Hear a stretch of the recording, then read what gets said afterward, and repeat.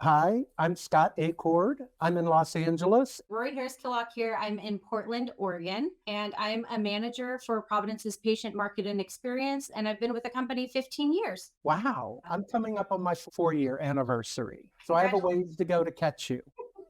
We were introduced because I run this storytelling program called Hear Me Now. And then we really connected when you began to utilize the storytelling program for a program you work on called Walk a Mile. So the program is called Walk a Mile in My Shoes. It's an award-winning caregiver compassion program that I lead for patient market and experience. It's a hands-on immersion for Providence leaders that provides an authentic opportunity for them to work alongside some of our most important frontline ambassadors from across revenue cycle. It's really a special program that's near and dear to my heart. I actually left my most fulfilling job I've ever had at Providence to start leading this initiative, and because it highlights our caregivers as the experts that they are, and it really advocates for our culture of service. So it's been a pretty exciting year. How many people have participated in Walk a Mile? Over 250 so far from ministries across all three divisions. So I know we met today for you to share a particular story on a work trip, I believe, that you were on this summer. I was scheduled to go to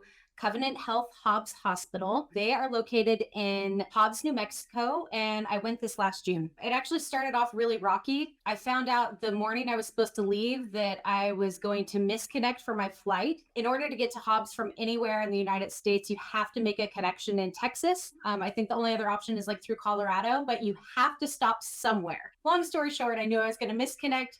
I certainly did. I had colleagues with me. I had one of the leaders who was participating with me. It ended up being a 2 hour Lyft ride one morning to get to the ministry we were going to.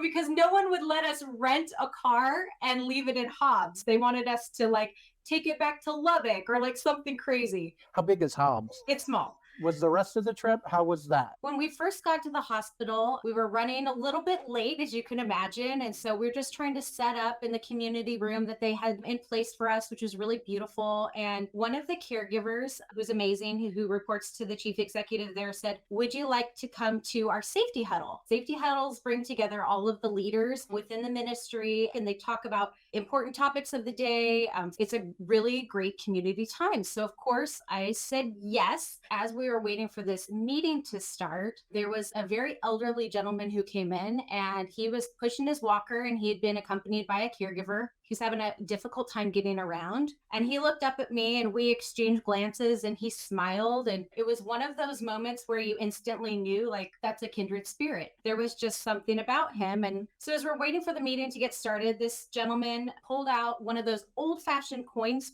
purses that are split down the middle. And I could see him taking out some change. And he said, "I'd like to give this to you." And he gave me a little penny. The penny had a cross cut out of the center of it. And he said, "I'll give this to you so you remember to shine for Jesus." And I started laughing because it seemed really, I don't know, it just seemed like a funny thing. And it just made me Yeah. smile. And he offered one to my colleague who was standing next to me. He graciously accepted it, even though he's Jewish. And he was just a really, really uplifting personality. And we got to just chatting just a little bit. And I thanked him for it. And before the meeting started, he said, "Let me give you another one. That way you can give it to a friend." And I thought, just what a sweet, delightful man. It turns out this was a local minister in the community. His name was Tom. Tom was brought in to provide the reflection for the safety huddle. Tom's reflection really stemmed around a time he had been brought into the hospital within the last week. There was unfortunately a dying patient, and the patient had called for a minister to come in to comfort him and his family. Tom talked about the beautiful care that a couple of the nurses provided. He had their names written down and he called them by name. And he talked about the important work done at Covenant Health Hobbs and how honored he was to be in the room. He kept repeating that he was just a regular man, and to be able to experience the compassion and the care alongside these skilled nurses and these doctors was just something that was really sacred and special to him. There were definitely some tearing up in that room when he spoke, because it was just really a beautiful, authentic experience to hear his life experience and how grateful he was to be a part of that community and to be called in for those special sessions. As the meeting finished, people started walking out of the room, and Tom got up to get his walker and be escorted out. And he yells, hey, I want to talk to her. And he points at me. I am so behind, right? Given our travel issues and whatnot, I'm thinking, man, I really, really got to get to my conference room. And he says, young lady, do you have time to meet with me? And I said, of course I do. My colleagues went along and they helped us over to a lobby where Tom and I sat down. And Tom said, I just love everything about what you're doing here. You know, I know everybody in Hobbs, and I would love to be able to help you and support you. And I thought, this guy is too much. I just loved him instantly. And you never say no to help. I don't know how you could possibly ever help me, but if I think of a way, I will take you up on it. And I said, I had a kind of challenging morning, and I just wanted to thank you so much for your smile this morning. And I wanted to thank you for the penny. Tom says, of course, it's my pleasure. He says, do you have an extra minute? I'd love to tell you where that came from. Tom was able to share with me that when he was a young man, he wanted nothing more on the planet than to become a minister. And his family was brought up in the Baptist church. He didn't believe in divorce, but sometimes divorces just needed to happen. And he said, as it turned out, he had been divorced. Because of his divorce, he was not welcome to become a minister in the Baptist community. He said it wasn't until he met someone who ended up becoming his mentor that he was sat down and said, you know, there are other paths that you can take and forge ahead and still be a person of God and still proclaim to others and still, you know, extend the message. And he said this very special person in his life handed him a penny, just like Tom had given me. And he said, whenever you doubt yourself, look at this penny and remember our conversation and just know that you can plow ahead. Tom said that he took that penny and has kept it on his key ring ever since. And he said it inspired him so much that he started giving pennies to other people. I was really, really touched by this. It meant a lot that he was vulnerable and he shared his story with me. And I was really happy that I took the time to sit with him for a few minutes so he could extend that to me. He said, so I gave you a penny today, and I'm hoping on your journey as you meet other people that you'll always remember me. And I got a lump in my throat.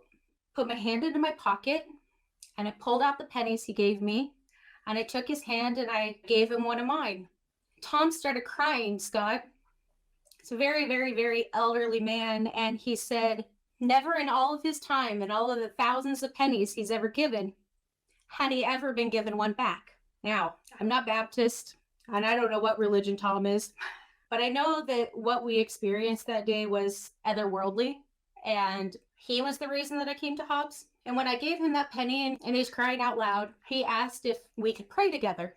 And he took my hands, and it reminded me of the hands of my great-grandparents, just old and worn and weathered. I remember the same hands, looking at these kind of hands when I was a little girl, and I felt so familiar. And Tom said, which is a line I'm sure that had been said to him in the past, now, Rory, you're very special and very unique, and there will be people who will not always see you for what you are. My prayer for you is to be patient with them and never let your fire or light die because they don't understand. But you are meant to go out into this world and touch lives of others in big and small ways. And I will always remember you, and I'll keep praying for you till the end of my days. The tears were flowing, and I said, Tom, please keep my penny. And he said, oh, I will. Now I've got two on my key ring. And I said, I will always keep mine. And I have mine right here. It's actually, I don't keep a key ring, but we always have our cell phones with us. So it's on the back of my cell phone case so I can always see. And Tom said, you know, is there any way that we could keep in contact? And I said, I would love to keep in contact with you, Tom. And Tom and I had a really, really strong hug. And then he had one of the caregivers walk him out to his trunk. That's such a beautiful story. I can tell you in coming weeks after I went home, I kept thinking about him, and, you know, I never heard from him. I thought, okay, I want to check my email, and I had no way of getting a hold of him. I reached out to one of the caregivers, the gentleman who had helped Tom with his walker, and I asked if he had contact information for him. I said, I just want to check on him. I didn't hear back. People are busy. So at the end of August or early September, I reached out again.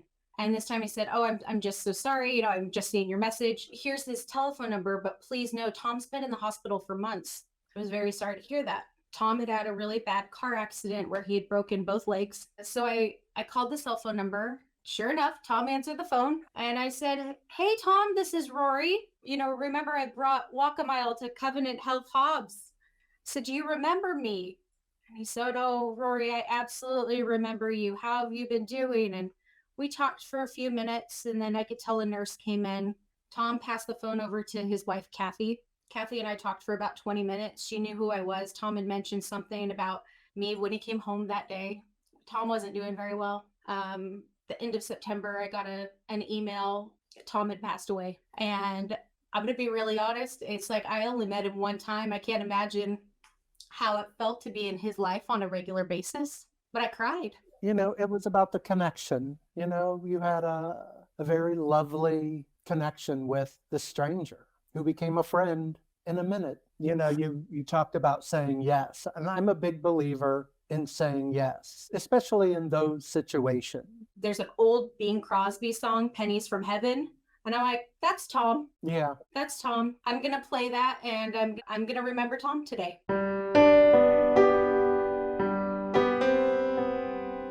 Well, thank you for sharing this really, really wonderful, heartwarming story. Thank you for the opportunity.